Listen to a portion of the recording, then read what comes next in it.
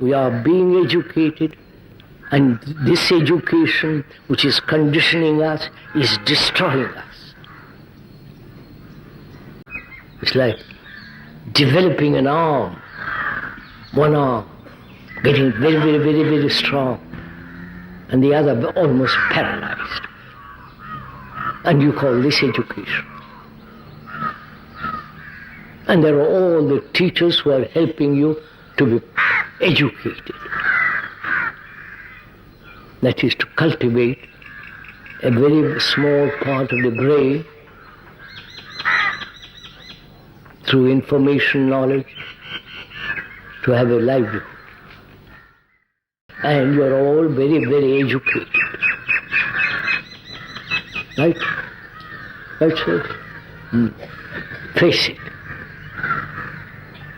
So you want to produce more such human beings, whether they are poor or well-to-do. Right? All your concern is that you should have a good job.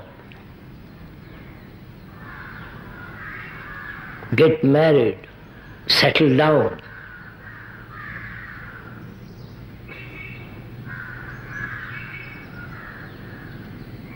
That's all you're concerned. And that you call responsibility. You don't call it love, you call it responsibility. And so what happens to those poor children of yours? They become like you. Go to the office day after day, till you are 60, and then wither away. And talk about God, rebirth, and lovely heaven. You are the trouble, not the children. You want them all to be like the rest of the mediocre world.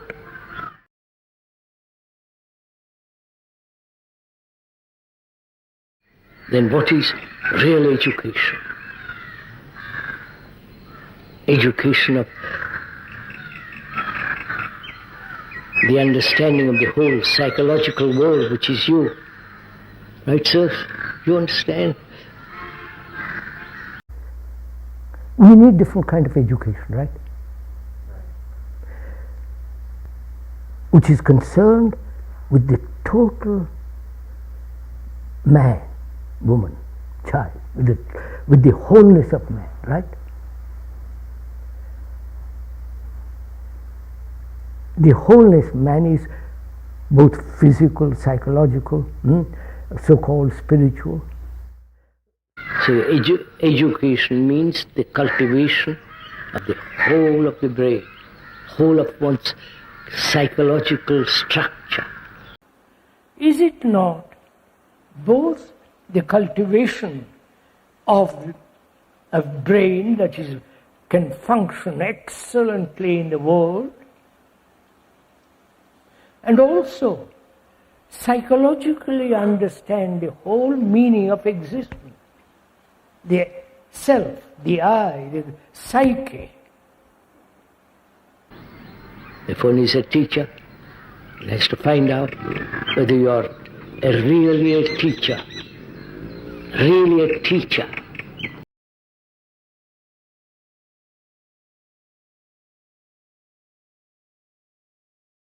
Is there a teacher who has an actual relationship with the student?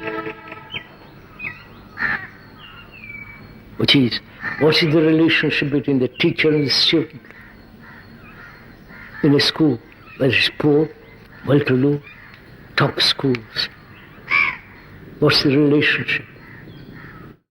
So please, if you are an educator, are you there merely as an informer, giving information about biology, physics, or are you a teacher in the highest sense?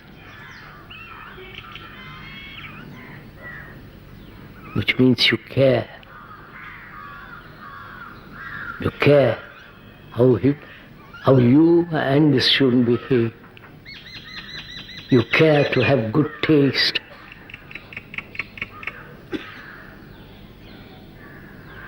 Cultivate aesthetic, the sense of beauty.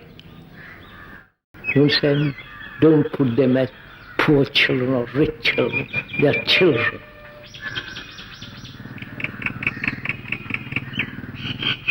In care, affection, love. Then education becomes something entirely different. And I think the educator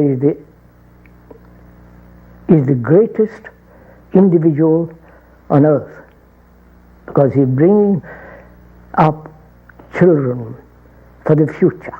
Therefore, they are much more important than the politicians, than the religious leaders and priests and the business people and all the rest of it. It's a sacred profession. Teaching. A teacher is the highest profession in the world. The highest profession, not the governors, not the prime ministers, not the engineers,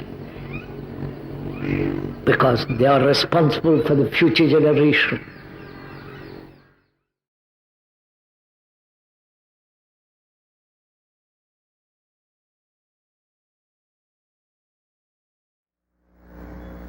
Do you ever challenge the whole psychological structure which has created this society in which we live? Not that we must become communist or socialist, liberal. Knowledge creates the pattern and you follow that pattern. They are conditioned by the religions, by establishments of governments, by the economic condition, climate, food, clothes, by their family, by their education, and so on. All human beings, right through the world, are conditioned. The brain, being very, very pliable, subtle, has an extraordinary capacity to absorb, hold, confine itself to a certain limitation, feeling that it is safe in that limitation, which is really the conditioning. I hope you have followed. Am I going too fast? And it feels safe in that condition, secure, protected. And it is unwilling to let go and look. Unwilling because of the long habit. So that it's like a man who wants to climb the Everest, he must climb life with few things, not carry all his burden. You have to be so tremendously aware all the time, watching the trees, the moon, the birds, and watching yourself like a hawk, to see not one thought escapes. How much time will you give to that? And learning means instant perception. Therefore, learning does not require time. I don't understand. Because I have only one instrument, which is thinking. And I've used it wrongly, rightly, mischievously, or nobly. But that's the only instrument I have. And you tell me, put that instrument aside.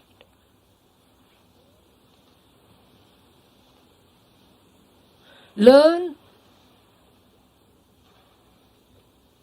not about the activities of thought, which you all already know, but learn, which is instantaneous, how to look, how to learn what freedom is without time. Perception is learning. And perception doesn't require time. But also to be a good, whole human being, unfragmented, broken up and contradictory, living in a constant battle with himself and with others. That requires a great deal of inquiry into the psyche, not according to Jung or Freud or somebody, including that of the speaker, but to watch one's own responses, one's own actions, one's own behavior. And out of that comes an extraordinary sense of freedom. And freedom in that word has a root meaning in love. Love is not cultivated by thought. You say, in fact, that love can only come into being when there's a total self-abandonment. Obviously. But how does one achieve self-abandonment? The total abandonment can only happen with the understanding of oneself. Self-knowledge is the beginning of wisdom. And if wisdom and love go together, which means there is love only when I have really understood myself, and therefore know in myself there is no fragmentation at all, which means no sense of anger, ambition, greed, separative activity. If you loved your children, you'd stop all wars, right? If every parent in the world loved their children, you know what would happen? Naturally. You wouldn't allow anybody to kill him or him to kill others. But do we really love our children? Not love is different from sentimentality. Love is different from devotion.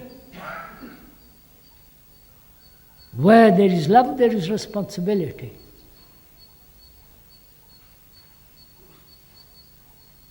And to have this holistic education implies great affection, love. And where there is love, there is intelligence, not the cunning intelligence of thought. So can one realize it is limited? It's a very small corner of a vast field. And that little corner says, I'm going to understand the whole field. And because it doesn't understand the whole field, it invents God. I'm sorry.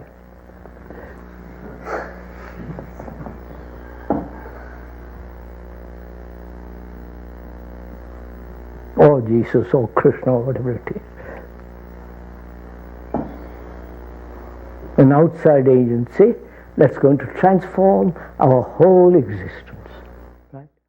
Now, it says, I can conquer the whole field. And the mischief begins. To see that, without prejudice, without conclusion, without all the rest. Just to observe the fact that thought is broken up piece.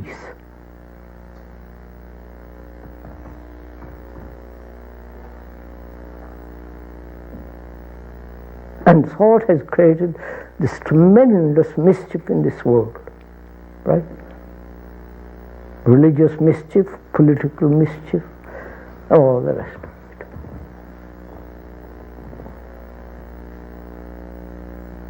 So what thought has created is nothing sacred. So if I see that, then if when thought sees that, thought says, my corner is limited, I'll remain there.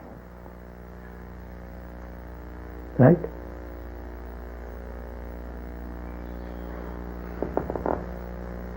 Then what happens?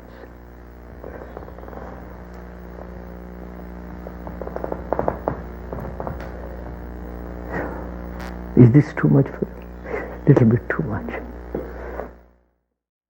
When I said thought, when thought realizes it's limited, because knowledge is always limited, it remains in its place. When there is no image maker, the content of consciousness undergoes a radical transformation, and thought comes to an end except when it is absolutely has its right place, knowledge and all the rest of it. So thought comes to an end. Time has a stop. What then? Do you understand? Is that death?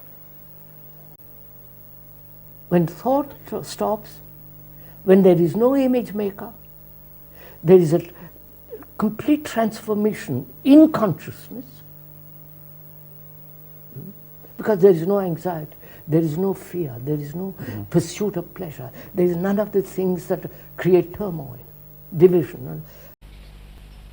Is there an action which is not self-centered? Right? To put it very simply. Which is not egotistically motivated, directed.